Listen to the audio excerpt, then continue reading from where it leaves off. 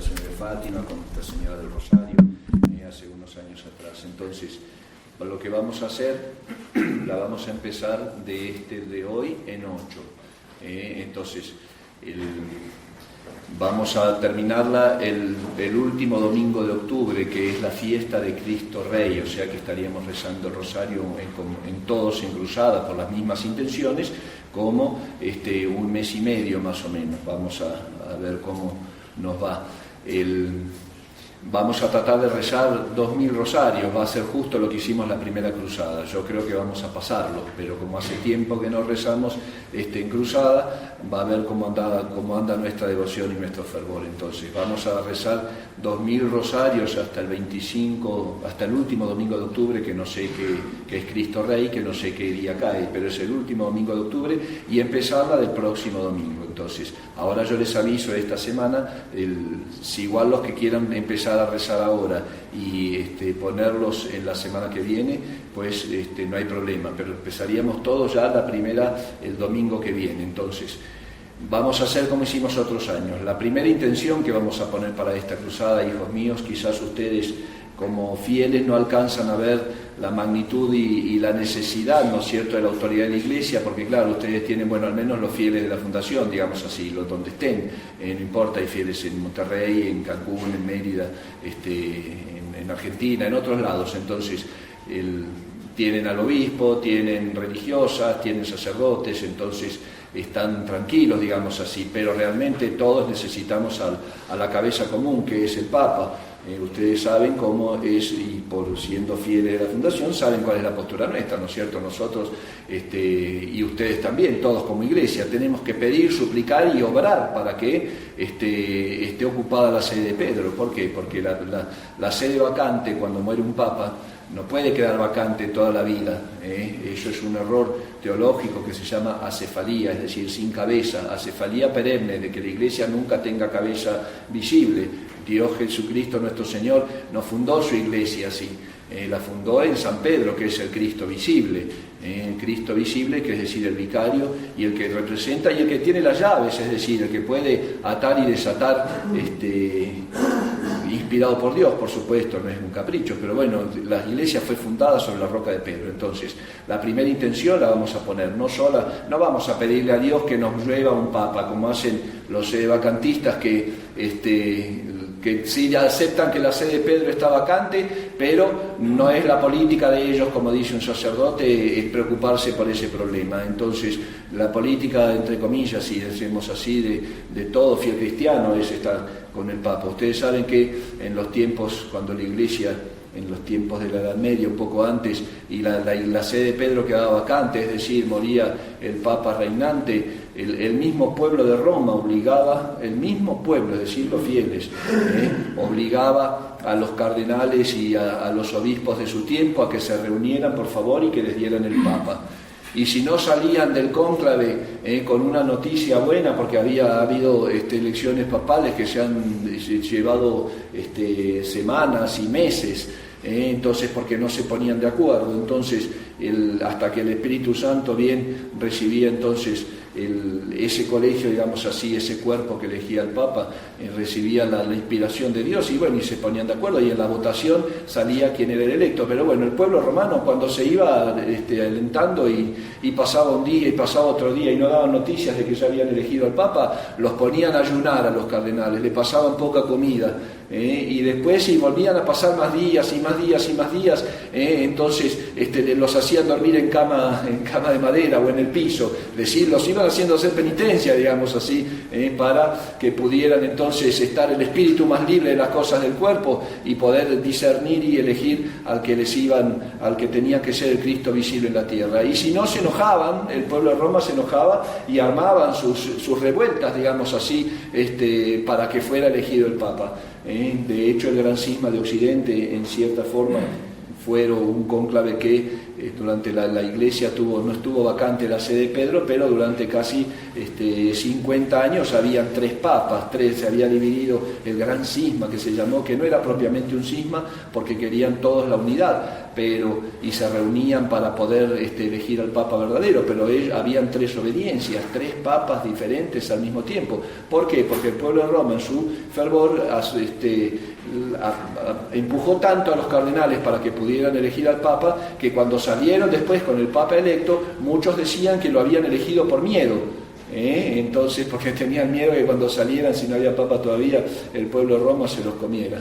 Entonces, así fue como los fieles también, que son los que al final los que sufren, ¿no es cierto?, más que todos en la cuestión de la falta de autoridad, también les importaba. Entonces vamos a rezar para que Dios nos ayude otra vez a organizar la cuestión del Papa, primero, que tengamos, y sin miedo, que tengamos una cabeza visible, a pedir por los sacerdotes en el mundo, por los obispos en el mundo. Hoy por hoy, sinceramente, yo creo, les voy a ser franco, esto es una opinión muy personal mía, que cuando hablan todos, les digo, las opiniones vacantistas, que nadie quiere tener ni elegir un papa, porque están muy metidos en sus pequeños reinos, digamos así, que al final la tradición ahora se está volviendo como una secta, hay que tener cuidado.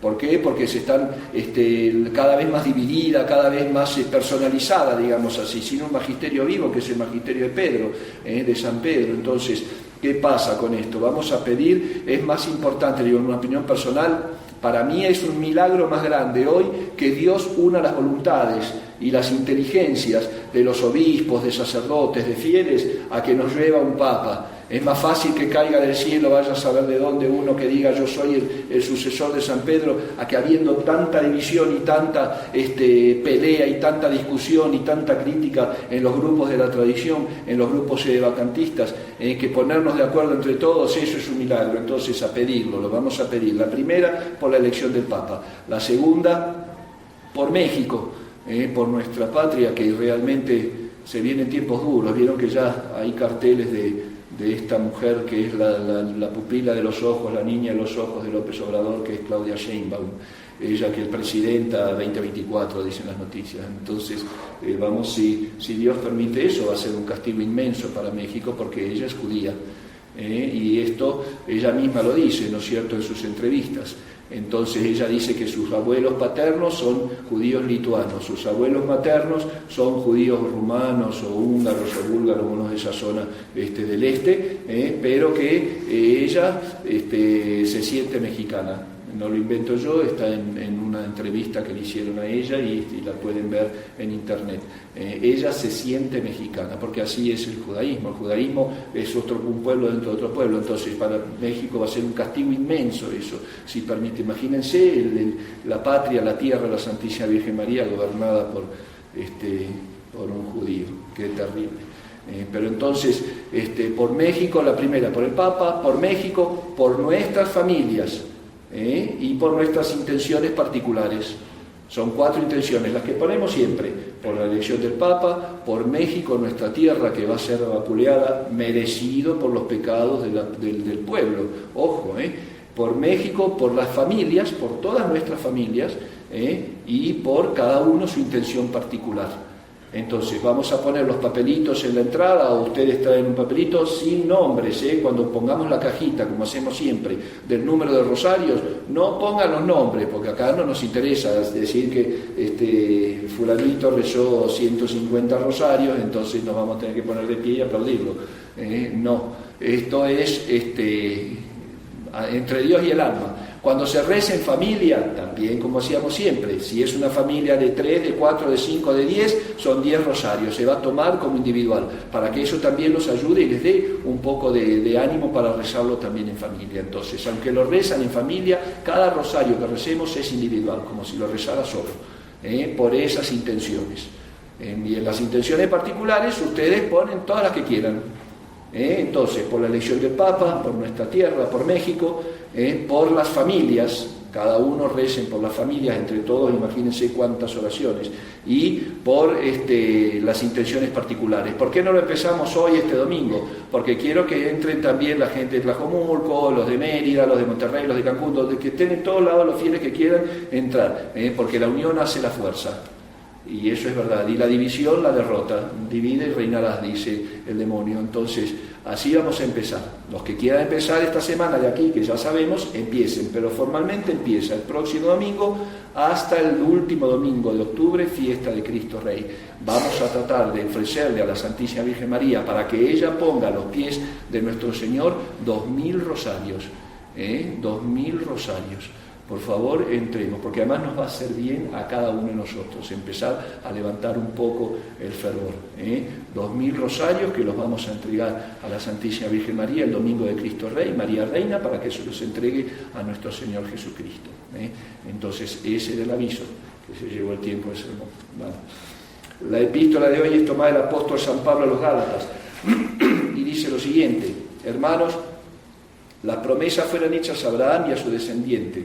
No se dice y a sus descendientes, cual si se tratara de muchos, sino como uno precisamente, y a su descendiente, el cual es Cristo. Esto significa que habiendo hecho Dios una alianza con Abraham en debida forma, la ley que fue hecha 430 años después no la abroga ni anula la promesa, porque si la herencia se nos da por la ley, ya no es por la promesa. Y Dios hizo por medio de la promesa la donación a Abraham. Pues entonces diréis, ¿para qué ha servido la ley? Se puso como freno de las transgresiones hasta que viniese el descendiente de Abraham, a quien había hecho la promesa promulgada por ángeles por medio del mediador. Mas el mediador no es para uno solo, y Dios estaba solo cuando hizo la promesa. Luego, ¿la ley es contra la promesa de Dios? No, porque si la ley pudiese dar la verdadera vida, la justificación vendría verdaderamente de la ley. Mas la ley escrita dejó todas las cosas sujetas al pecado, para que la promesa fuese dada a los creyentes por la fe en Jesucristo.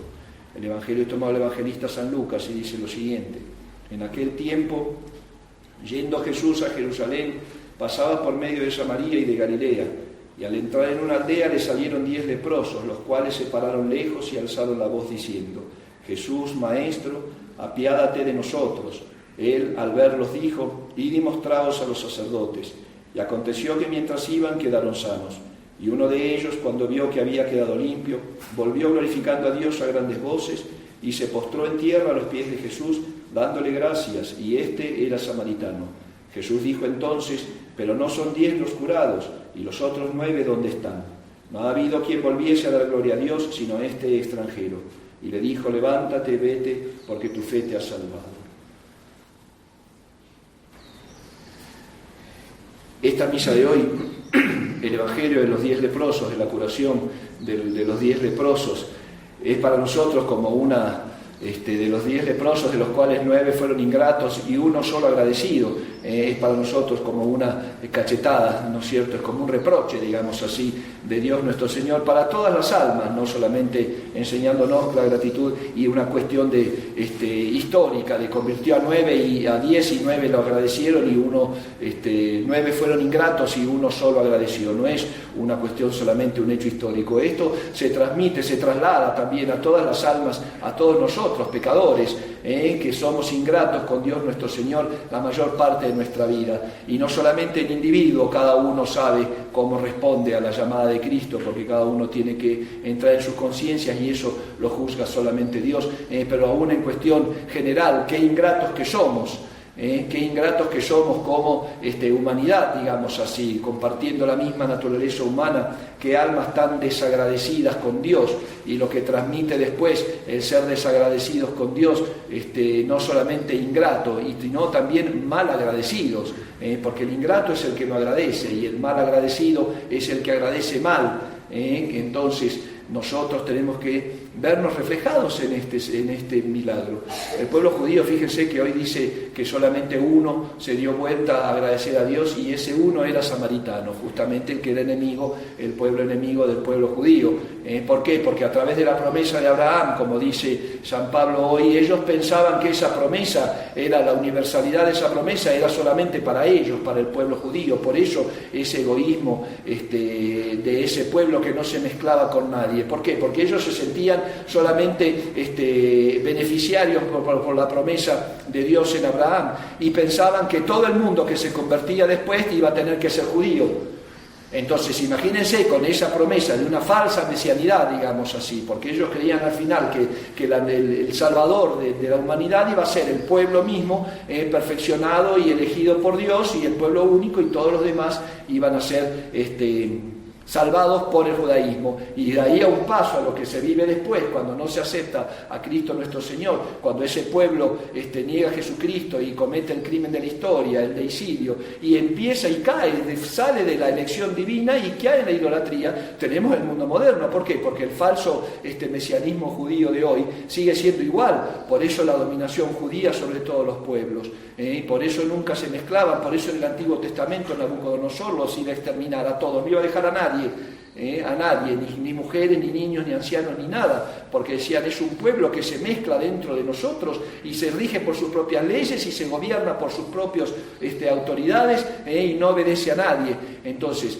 así hoy Dios nuestro Señor nos viene a mostrar realmente que no, que la universalidad de la promesa se cumple en Él, como dice San Pablo, no en un pueblo, no en una raza, que va a ser elevada al infinito y va a ser dominante y poderosa. No, se centra en Jesucristo. El mundo iba a hacerse cristiano, no tenía que hacerse judío.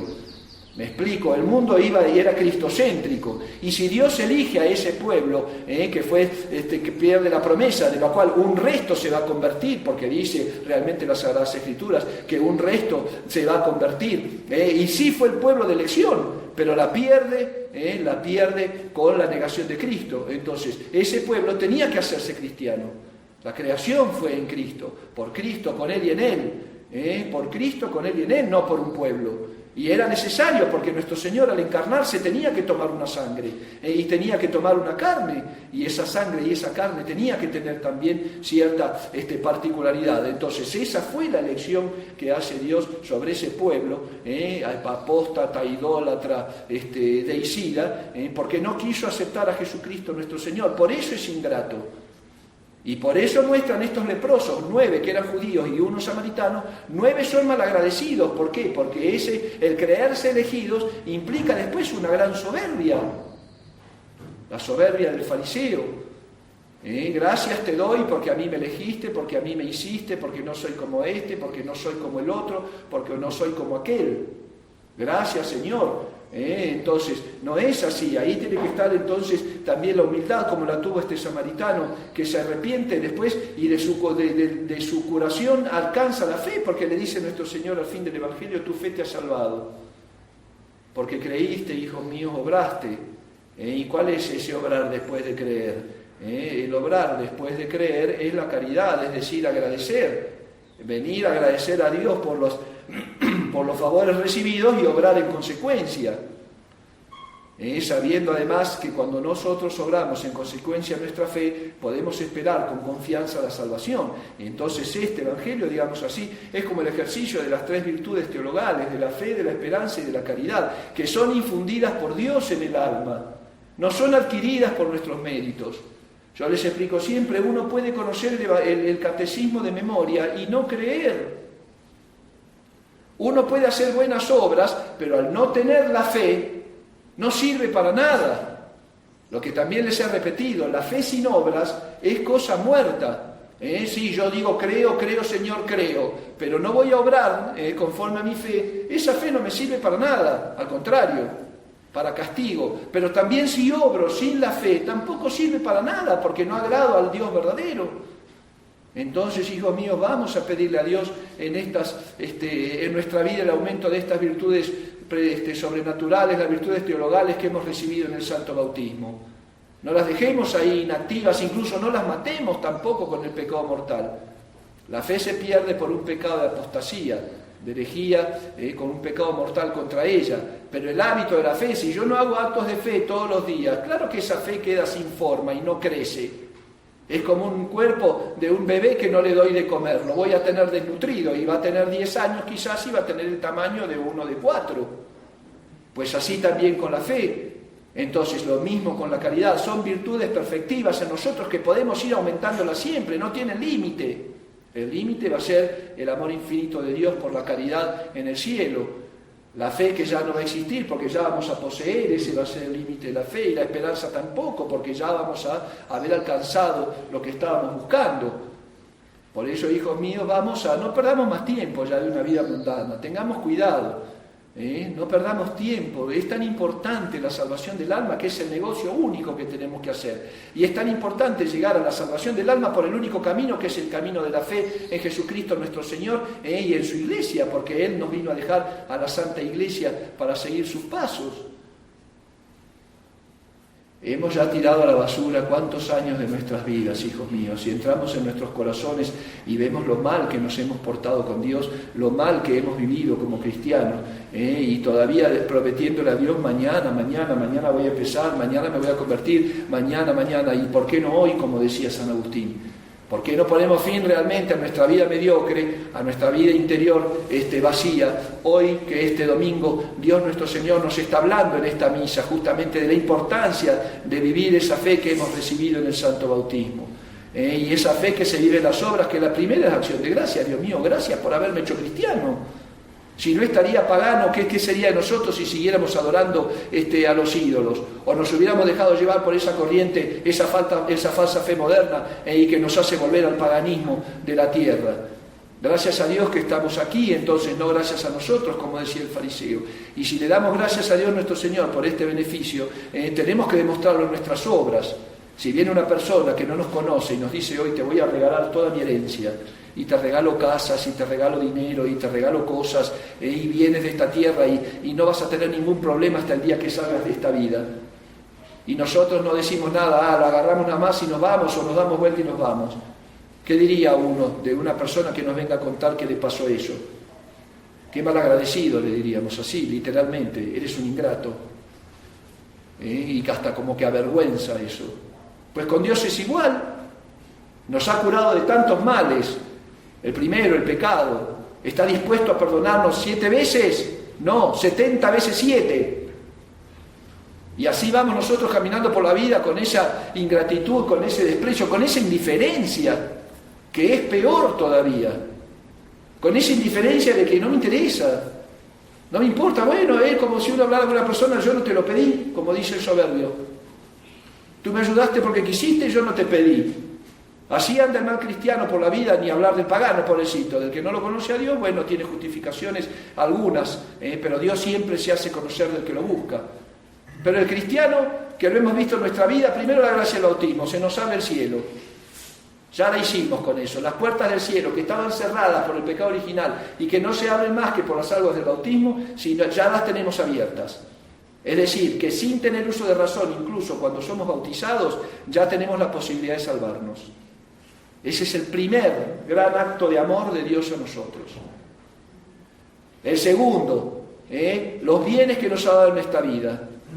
¿Cuántas veces en medio de la aflicción, en medio de persecuciones, en medio de las tristezas, está la luz de la gracia, el corazón de Cristo, que siempre nos consuela cuando vamos a buscarlo? Como decía un santo: al final el que siempre estás ahí eres tú, Señor. Al final el que siempre está ahí es Él. Y al que menos agradecemos, al que menos miramos, al que menos buscamos. Entonces, hijos míos, vamos a darnos vuelta. No seamos como estos leprosos, estos judíos leprosos que no volvieron a ver a Jesucristo. Que después de haber sido, imagínense, ustedes saben lo que es la lepra, vayan, busquen si quieren en internet lo que es la lepra ya en un estado grave. Se cae la carne a pedazos. Yo he visto casos de lepras donde no tenían cara. Para comer le tenían que tapar acá, para que la comida no se les saliera. Y así todo el cuerpo, se cae a pedazos la piel. Y andaban con túnicas y con una campanita caminando lejos de los caminos porque era súper contagiosa. Entonces no los podía tocar nadie, le tiraban la comida.